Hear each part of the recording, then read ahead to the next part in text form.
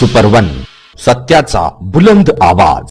आज हम किसी वेद देव कथा या कार्तिक जैसे माह की पवित्रता के बारे में बात नहीं करेंगे और ना ही ये करेंगे कि किसको भक्ति कैसे करनी चाहिए और क्या कर्मकांड और ये सब बातें आज नहीं। हम सामाजिक सरोकार से जुड़े जो हमारे दायित्व हैं, सामाजिक सरोकार से जुड़कर हम ईश्वरीय जो हमारी प्रार्थना है, पूजा है, अर्चना है, आराधना है, बंदगी है, उस पर बात करेंगे। वो कैसी होनी चाहिए। ये हम और आप सब जानते हैं कि आज एक घोर बाजारवाद से हम गुजर रहे हैं।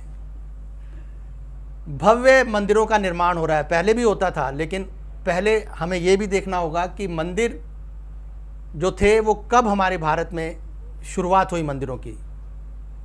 ये एक इतिहास है, करेंगे बात, इस पर भी करेंगे बात, लेकिन अब फिलहाल जो हो रहा है हम उस पर बात करना चाहेंगे। मैंने आज से 10-12 वर्ष पूर्व एक लेख लिखा था, भक्त, भगदड़ और भगवान। मंदिर विशाल होते जा रहे हैं, भव्य होते जा रहे हैं, उतनी ही भक्तजनों की, श्रद्धालुओं की भीड़ बढ़ती जा रही है। मेरा सवाल इतना ही है कि ईश्वर का और इंसान का, मनुष्य और ईश्वर का रिश्ता तो एक सनातन रिश्ता है, बहुत पुराना रिश्ता है। और क्या हम भव्य मंदिरों में जाकर भीड़ का एक हिस्सा बनकर ईश्वर से कोई खास संबंध बनाते हैं? यह सवाल है, सामाजिक सरोकार का है, एक चिंतन का है और सामयिक है। इस पे होना चाहिए। हम भीड़ का हिस्सा बनते हैं, असामाजिक तत्व मौके की ताड़ में होते हैं और वो कोई ना कोई अफवाह या कोई ना कोई ऐसे कृत्य को जन्म देते हैं कि भगदड़ मचती है और भगदड़ में इनोसेंट कहें या निर्दोष व्यक्तियों की मौत होती है। उसमें विशेषकर महिलाएं और बच्चे होते हैं। अच्छा, ये तो रही एक बात। इसके साथ साथ बड़े मंदिरों में, जो स्थापित मंदिर हैं, उनमें वीआईपी दर्शन का भी एक चलन चल चुका है। मेरा मतलब आप बड़ा स्पष्ट रूप से, मैं भी उसका एक हिस्सा बन चुका हूँ। मैं किसी मंदिर को अब कोट नहीं करूँगा। राजस्थान में गया था मैं, तो मुझे उसका एक हिस्सा बनना पड़ा और पैसे देने पड़े वीआईपी। और लेकिन वीआईपी में भी उससे ज़्यादा रश था जो एक साधारण का रश। ये आज मंदिरों की स्थिति है। बहुत से धर्मस्थलों में, अन्य में होगी, हो सकता है वहाँ पर भी हो। और भगदड़ तो हर जगह मची है। आप किसी और किसी धर्म को भी झांक के देखोगे, हाल ही में करबला में भी हुआ। और ये कहीं पे भी देख लो, भगदड़ तो किसी भी जहाँ भीड़ हो सकती है, वो धर्मस्थलों पर भी हो सकती है, कहीं अन्य स्थानों पर भी हो जाती है। लेकिन ये भीड़ जो क्यों बढ़ रही है, सवाल ये है, विशेषकर हमारा, क्योंकि ये सुप्रभात कार्यक्रम धर्म से जुड़ा है, भगवान की भक्ति से जुड़ा है, इस करके हम धर्मस्थलों को ज़्यादा ले रहे हैं कि धर्मस्थलों पर आज भीड़ क्यों बढ़ रही है।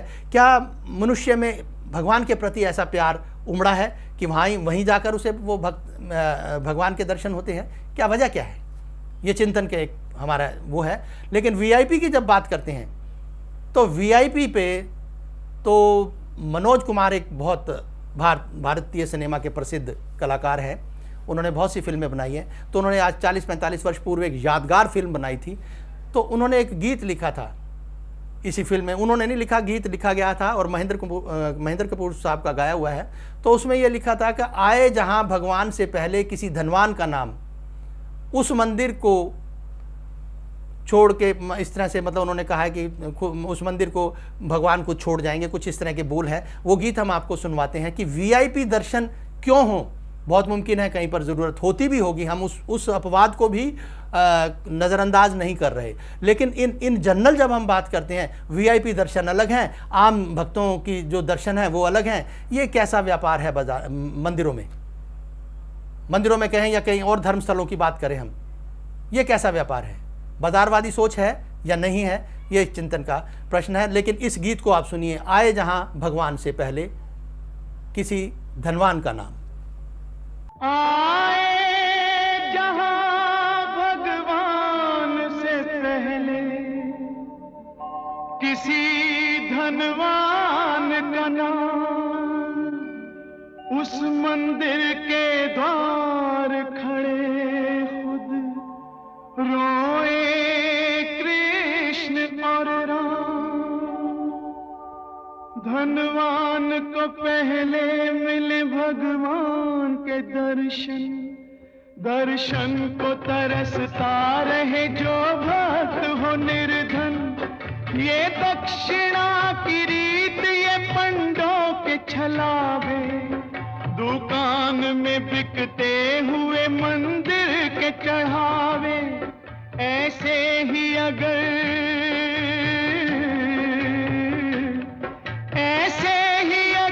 धर्म का व्यापार चलेगा, भगवान का दुनिया में कोई नाम न लेगा। ऐसी जगह पे जाके तू कुछ भी न पाएगा, भगवान ऐसा मंदिर खुद छोड़ जाएगा, छोड़ जाएगा, छोड़ जाएगा। भगवान राणा मंदिर में नहीं तो और कहाँ मिलेगा? वो खेत में मिलेगा, खलियान में मिलेगा, वो खेत में मिलेगा, खलियान में मिलेगा। भगवान तो है बंदे, भगवान तो है बंदे, इंसान में मिलेगा, वो खेत में मिलेगा, खलियान में मिलेगा।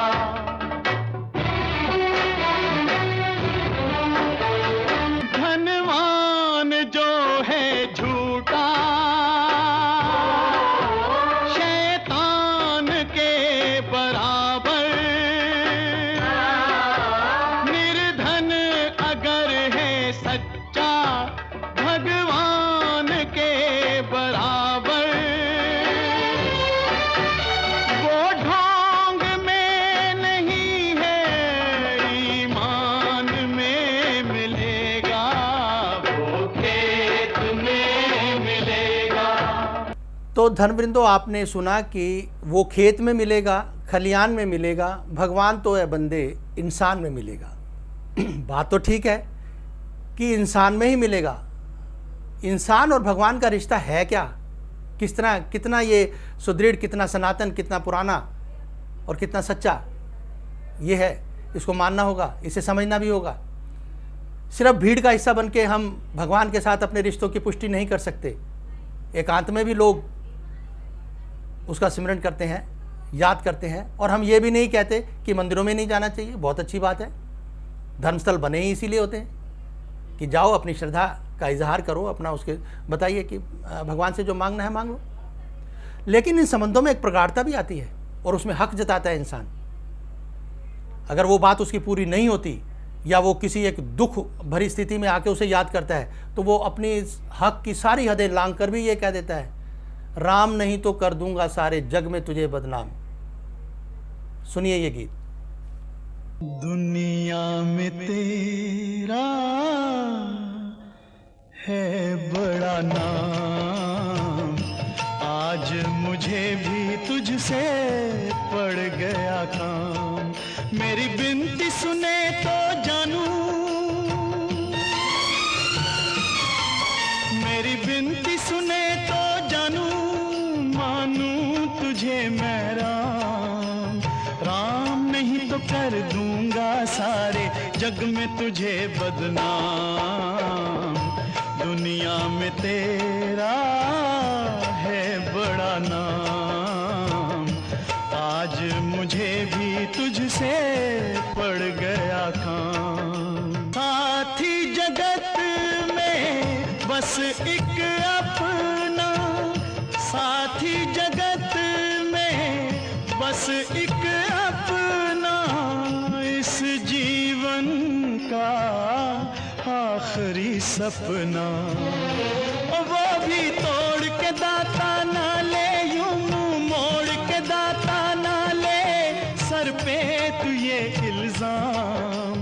राम नहीं तो कर दूंगा सारे जग में तुझे बदनाम।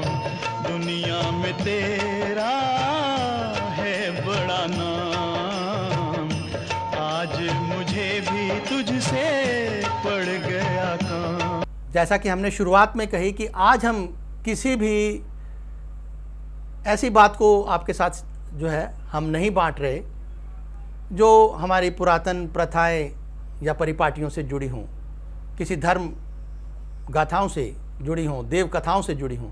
ये सामाजिक सरोकार की एक बात है जो हम रूबरू होकर आपसे बात करते हैं। हमें मतलब इंसान का जो भगवान का रिश्ता है और इंसान को सुव्यवस्थित समाज में किस तरह से जो है वो रहना चाहिए, और किस तरह से हमें थोड़ा चिंतन करके ये भी सोचना है कि ये जो घटनाएं भक्त, भगदड़ और भगवान, जैसा मैंने एक लेख लिखा था उसमें मैंने बयान किया है कि किस तरह से ये जब अनहोनी जो घटनाएं हैं जो हमारे सामने हो जाती है भगदड़ के रूप में, हम भीड़ का हिस्सा बन जाते हैं, विश्वास कर लेते हैं और सारी बातें वहीं पे शरारती तत्व, असामाजिक तत्व अपना काम करते हैं और एक दुखद सी स्थिति पैदा हो जाती है। इन घटनाओं को हम किस तरह से रोक सकते हैं? सिक्योरिटी वाले अपना काम करते हैं। आज तो सीसी कैमरे भी बहुत सी जगह पर लगे हुए, कम हुई भी हैं, ऐसी बात भी नहीं है, उस पर अंकुश लग भी रहा है धीरे धीरे। बावजूद इसके हम ये करते हैं, इसके लिए हमें चिंतन करना होगा। हमारे जो, मैं फिर एक बात को दोहराना चाहूँगा, परमात्मा और जो इंसान का रिश्ता है ये बहुत सनातन है और जुड़ा हुआ है। हो ही नहीं सकता कि हम उससे जुदा हो जाएं। वो लोग जो मानते हैं वो भी, और जो नहीं मानते हैं उनके लिए भी ये संदेश है। थीस्ट एथिस्ट दोनों के सामने ये चुनौती है। वो एथिस्ट है जो नहीं मानते भगवान को, थीस्ट है मानते हैं। तो मानो या ना मानो, वो सृष्टि का रचयिता, वो उसका नियंता पूरे ब्रह्मांड का, वो तो उसका अस्तित्व है सो है। उसको कोई समझ पाया या नहीं पाया, जो समझ सकेगा नहीं समझ सकेगा, ये अलग बात है। बावजूद इसके हम एक और गीत के माध्यम से, एक और अभिव्यक्ति के माध्यम से, जब इंसान दुखों में घिरता है, उसकी विपरीत परिस्थितियों का वो जब सामना कर रहा होता है, कोई उसे नजर नहीं आता अपने इर्द गिर्द,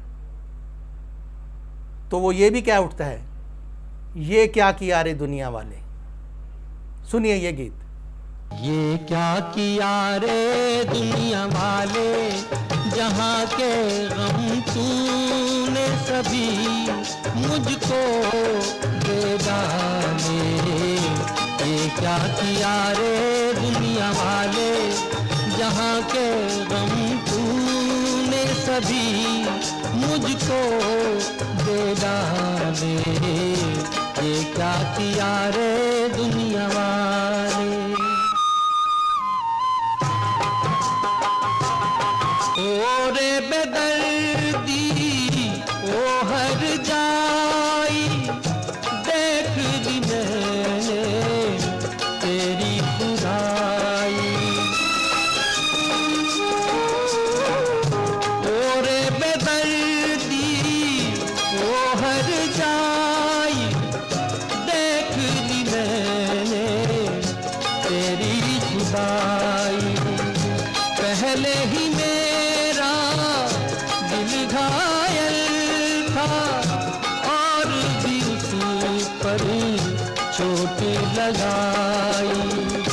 तूने रुला के मुझे, दर दर फिरा के मुझे, कब के ये अरमान निकाले। ये क्या किया रे दुनिया वाले, जहाँ के गम तूने सभी मुझको दे डाले। ये क्या किया रे दुनिया वाले। मुझे उम्मीद है कि ये बहुत साधारण अभिव्यक्ति में हमने कोशिश की आज के इस एपिसोड में समझाने की कि इंसान और जो भगवान का रिश्ता है वो कैसे हम समझ सकते हैं, कैसे उसको और भी प्रगाढ़ किया जा सकता है, कैसे हम भक्ति मार्ग पर चलकर उस रिश्ते को और भी सुदृढ़ कर सकते हैं, कैसे और भी ज्ञान को हम अपने भीतर समा सकते हैं। इसमें समझने की ज़रूरत इतनी ही है कि अगर हम भीड़ में कहीं खड़े भी हैं तो कितने सचेत हैं, हम ईश्वर को किस तरह से जानें। ईश्वर के साथ जो प्रेम है हमारा, जो भक्ति है, वो भीड़ में खड़े हों या ना हों, किसी मंदिर में जाएं या ना जाएं, किसी धर्मस्थल पर जाएं या ना जाएं, हम किस तरह से इबादत करते हैं, किस तरह से पूजा अर्चना करते हैं, मेरा बहुत व्यक्तिगत मामला है। मैं इसको एकांत में भी बैठकर समझ सकता हूँ, एकांत में भी उसको याद कर सकता हूँ और करना चाहिए मेरे। और भीड़ में भी कोई परहेज़ नहीं है, लेकिन वहाँ जो डर है, वो कौन लोग हैं जो व्याप्त कर रहे हैं डर, वो कौन लोग हैं जो बाजारवाद को व्याप्त कर रहे हैं, वो कौन लोग हैं जो वीआईपी दर्शन को बढ़ावा दे रहे हैं। ऐसे कुछ प्रश्न हैं, आगे शायद इस पर फिर कभी चर्चा होगी। लेकिन आज के सुप्रभात में सिर्फ इतना ही। आपने ये गीत सुने और इन गीतों के माध्यम से थोड़ा चिंतन हम समझते हैं कि करना ही चाहिए और करना होगा, ताकि हम किसी अप्रिय घटना को घटने से समाज से रोक सकें, उस पर अंकुश लगा सकें और सहयोग कर सकें उन लोगों का जो सिक्योरिटी प्रबंधन और जो धर्मस्थलों के प्रबंधन में जुटे हैं, हम उनका सहयोग दे सकें। नमस्कार।